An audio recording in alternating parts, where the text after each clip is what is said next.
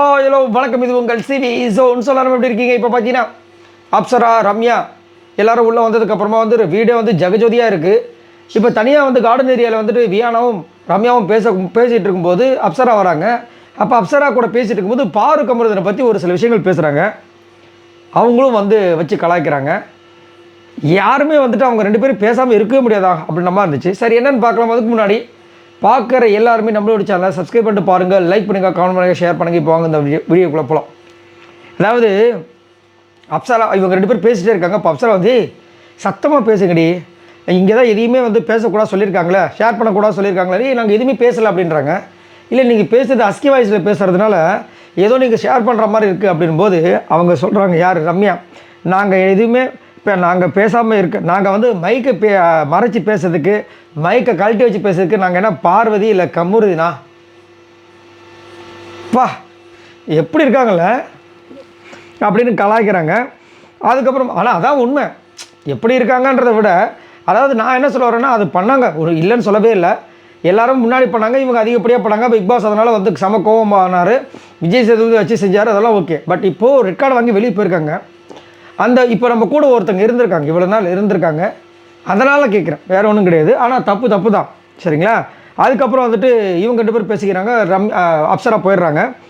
அப்போ வந்து இப்போ பார்த்தியா நம்ம சாண்ட்ரா வந்து எப்படி ஒன்றுமே தெரியாமல் வந்து கட்டிப்பிடிச்சி வளராங்க பற்றினு, இதே மாதிரி எனக்கும் பண்ணாங்கன்னு சொல்லிட்டு வியானாவும் நம்ம ரம்யா ஜோவும் மாறி மாறி இருந்து பேசிக்கிறாங்க. அதுக்கப்புறம் பார்த்தீங்கன்னா விக்ரம் வந்துட்டு சொல்கிறாங்க, விக்ரம் ஒரு மாதிரி பண்ணுற மாதிரி நடிக்கிற மாதிரி தெரியுது அவனுக்கு அப்படின்போது, இல்லை நான் அவர் வந்து ரொம்ப உடஞ்ச மாதிரி இருக்கார், அழுததெல்லாம் பார்க்கும்போது ரொம்ப ஹர்ட்டான மாதிரி இருந்தது அப்படின்போது, நீ எபிசோடை பார்த்தியா? நான் பார்த்தேன், அதில் உனக்கு எப்படி தோணுச்சு? அதில் இல்லை, உடஞ்ச மாதிரி தான் இருந்துச்சு. அப்படியா? அப்போ பார்த்தேன், நான் வரும்போது அவர் உடஞ்சி என்ன சொன்னார்? இப்போ கூட ஒன்றும் பிரச்சனை இல்லை, உன் கையை பிடிச்சி நான் வரதுக்கு ரெடியாக இருக்குன்னு தான் சொன்னார். இப்போ தான் வந்து மணி பாக்ஸ் வந்துச்சுல, போக வேண்டியது, ஏன் போகாமல் இருக்கார் அப்படின்ற மாதிரி ஒரு விஷயத்தை வந்து எடுத்து வைக்கிறாங்க. அதுக்கப்புறம் பார்த்தீங்கன்னா எனக்கு நிறைய பேச வேண்டியதெல்லாம் இருக்குது, வாயில் நல்லா வருது.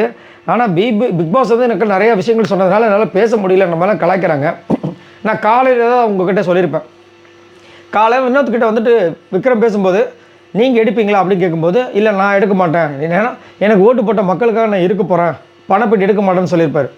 அதே ஆள் இந்த வாரம் வந்து ஸ்டார்டிங்கில் வந்து வியானா வந்து ஒரு சில விஷயங்கள் விக்ரம் பற்றி பேசின உடனே, இல்லை இதுக்கு மேலே என்னால் வந்துட்டு யாரையும் ஹர்ட் பண்ணி குறை சொல்லி இந்த வீட்டில் இருக்க முடியாது, நான் கிளம்பிக்கிறேன், திரும்ப ஒன்று சொல்லியிருப்பாங்க. அப்பயும் வந்து இந்த மாதிரி சொல்லியிருப்பார், அதுவும் உன் கையை பிடிச்சிட்டு நான் வெளியே போகிறது ரொம்ப சந்தோஷப்படுறேன் அப்படின்னு சொல்லியிருப்பார்.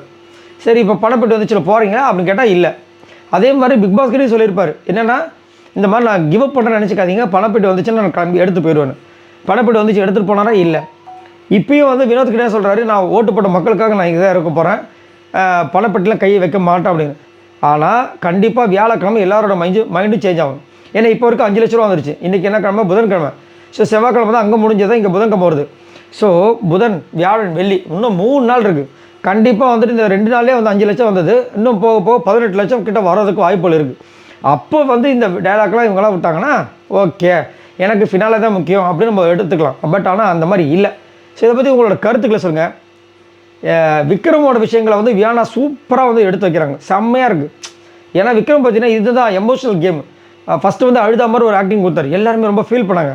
இப்போ அந்த அழுத விஷயங்களும் எங்கே போச்சு? அதுக்கப்புறம் அழுது முடிச்சு கொஞ்ச நேரத்துலேயே வந்துட்டு வியானாவை கலாய்க்க ஆரம்பிச்சிட்டாங்க, இவரும் அரவங்க சேர்ந்து. சரி, பார்க்கலாம், உங்களோட கருத்துக்களை சொல்லுங்கள். இந்த பணப்பெட்டி யார் எடுக்கணும், யார் எடுக்கக்கூடாது? மறக்காமல் கமெண்ட்ஸ் பண்ணுங்கள். பாய் நண்பர்களே.